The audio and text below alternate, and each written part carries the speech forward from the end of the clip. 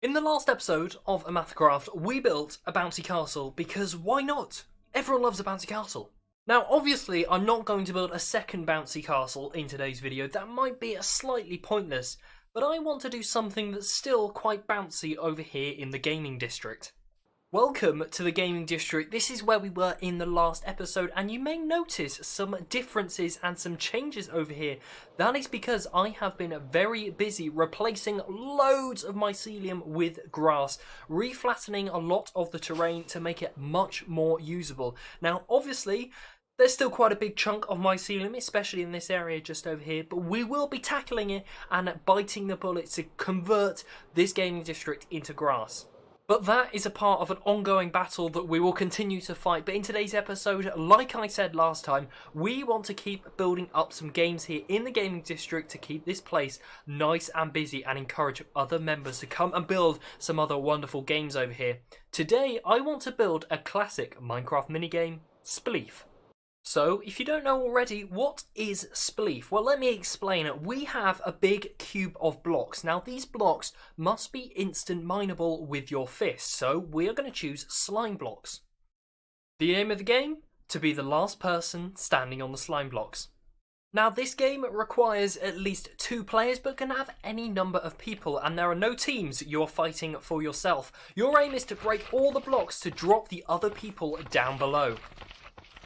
When you fall down onto the hoppers, that means you are out, and the last person remaining on the slime blocks is the winner. So this is a very simple game, and it's one that I've been wanting to build for absolutely ages. All then you have to do to reset the game is just to fill in all of the slime blocks by picking up any that are on the side, and then we have a bed of hoppers or water streams on the floor to collect all the excess slime blocks. This is a very simple game, but always very good fun. Now, before we get onto the OmathaCraft server to start building this thing, I have to say this is not what we're going to be building. This thing is pretty ugly. I want to have something which just looks that little bit nicer. So let's do a little bit of designing, let's jump on the OmathaCraft world, and let's build up SPLEEF.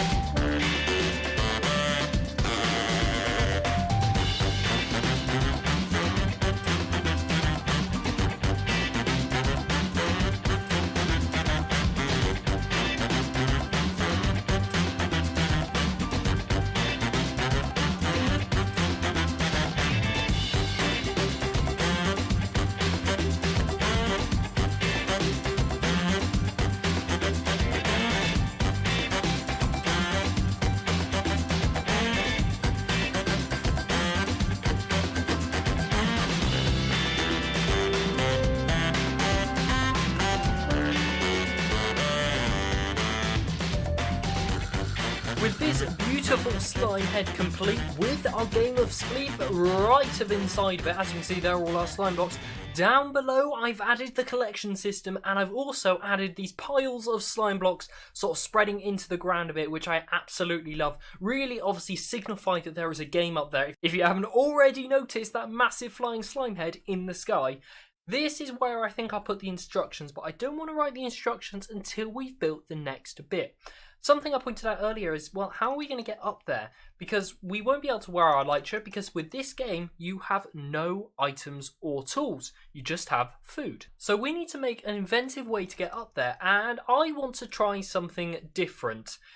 We could use a ladder, we could use a water stream, but no.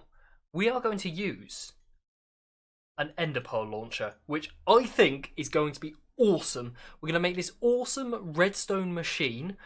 It's going to be tough to build, but it's going to allow us to shoot these ender pearls far, far off into the sky and allow us to teleport right to the top of the big slime. Here we are in a world download. Now this world download is won by Fallen Breath on YouTube, so I'll put a link to their channel down in the description. This here is our ender pearl launcher. This is what we are going to be building on the OmathaCraft server. Now this over here is the infinitely expandable design.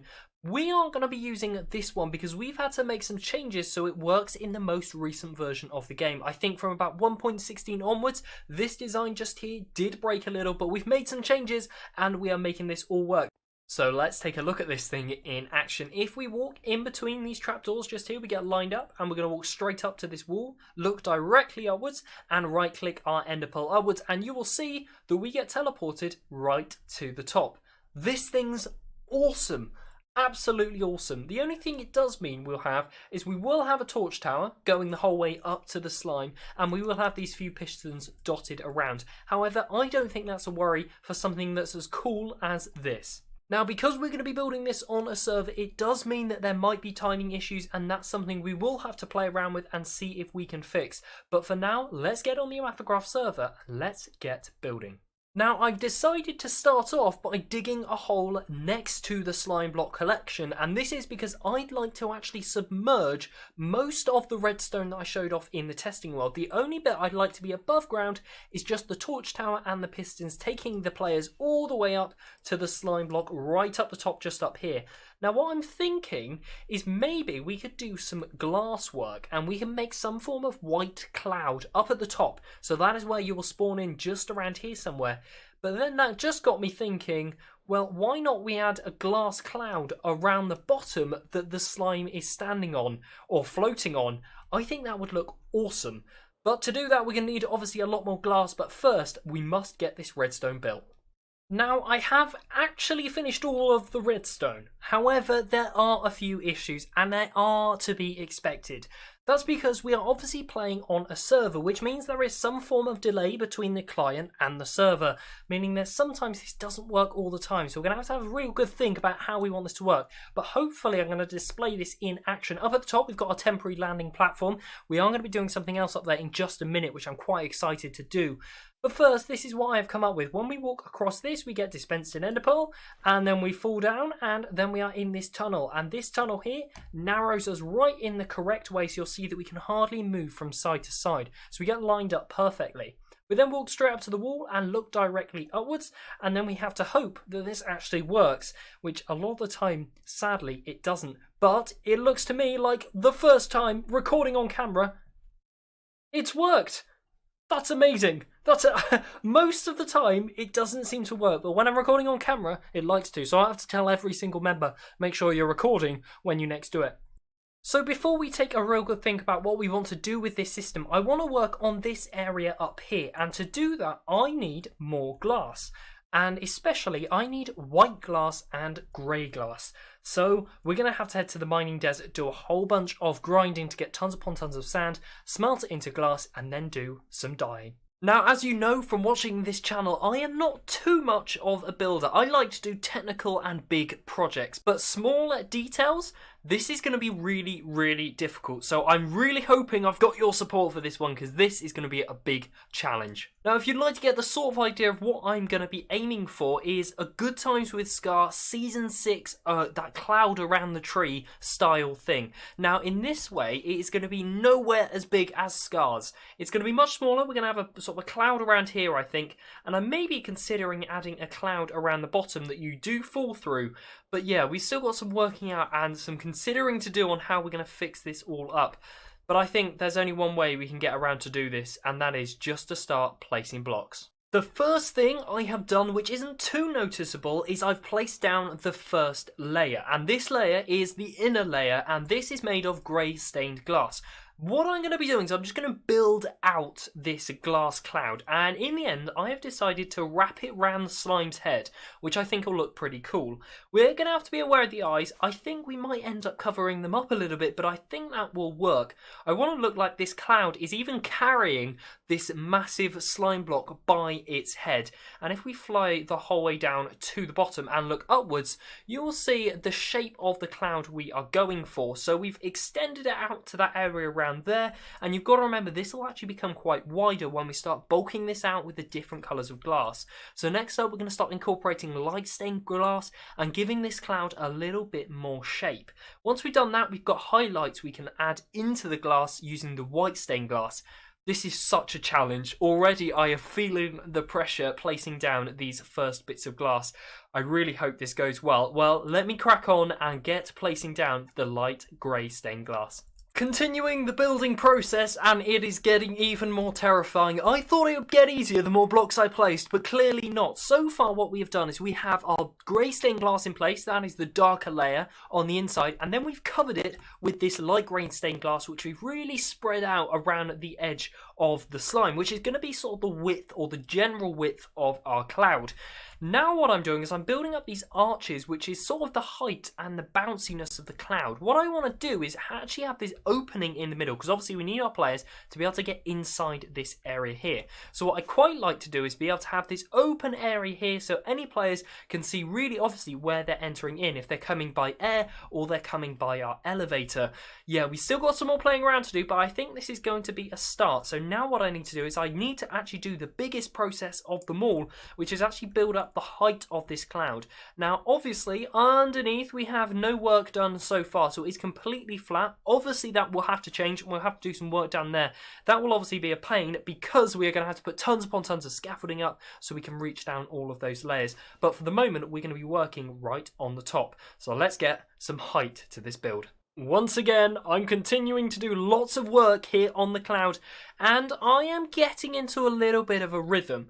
What I've done is I've built up the shell of the cloud, and we have this sort of ring donut shaped cloud. And inside of it, I have then started filling it randomly with grey and black stained glass, which is creating this much darker effect inside of the cloud, which looks absolutely brilliant when we fly away. Now, you must bear in mind, we have only done this little section here. As you can see, there's quite a big difference from the darkness you see here compared to the plainness of this side just here. Obviously, we're going to continue that around. Then on the outer layer, I'm adding tons upon tons of white stained glass, which is really giving it the fluffy cloud effect. Now what I'm doing is I'm trying to make sure to not cover every single block, so you'll still see some of that light stained glass poking through that we built the main bit out of. And I'm actually extending the ring once again a bit wider with this white stained glass just to bring out this effect more and more. One thing I have noticed, and I'm not sure if it's because of one of the mods I'm using or because of the version I'm using, but it looks really strange from down below. I guess you can see it is darkening up a little bit just there, but we definitely need to add something to the bottom, because otherwise, well, that will look just a little bit strange. But from the top, this cloud is beginning to look more and more like a cloud. Now, I know we have done a whole bunch of these flying in shots, but this really is the best way to view the cloud. Now, I have finished the top half, or at least for the moment until I get some more inspiration of some things I'd like to work on. And you'll notice that I've actually been adding these glass panes on top of the cloud, really just to add a little bit more depth and texture. The way they sort of have straight lines, these crosses, these L shapes, just that breaks this cloud shape up just that little bit, which I think really, really works. Now, obviously, I have not worked on the bottom, and I've started placing down some dirt because that is obviously the next project to get this cloud finished. Oh no.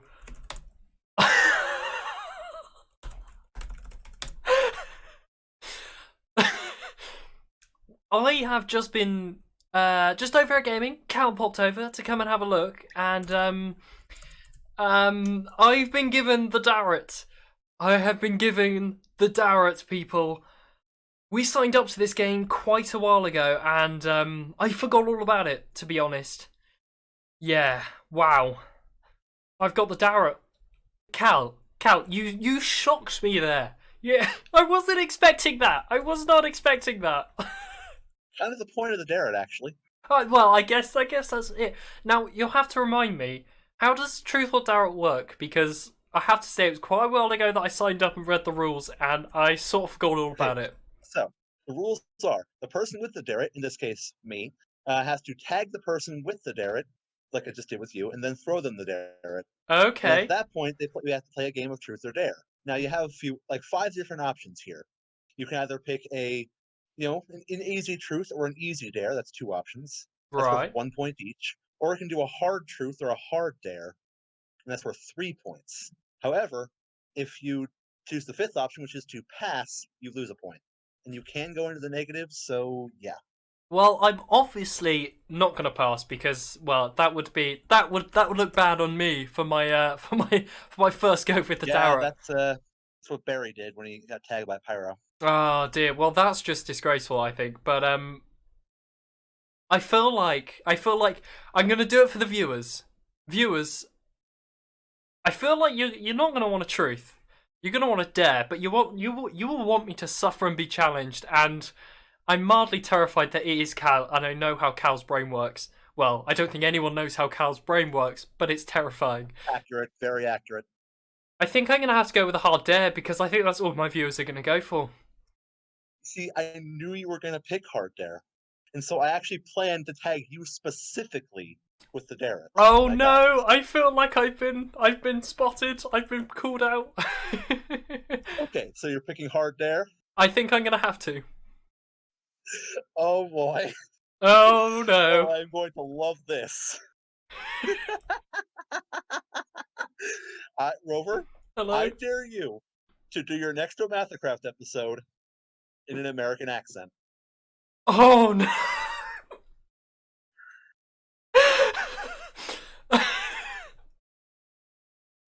Oh no! Oh, that's gonna be so...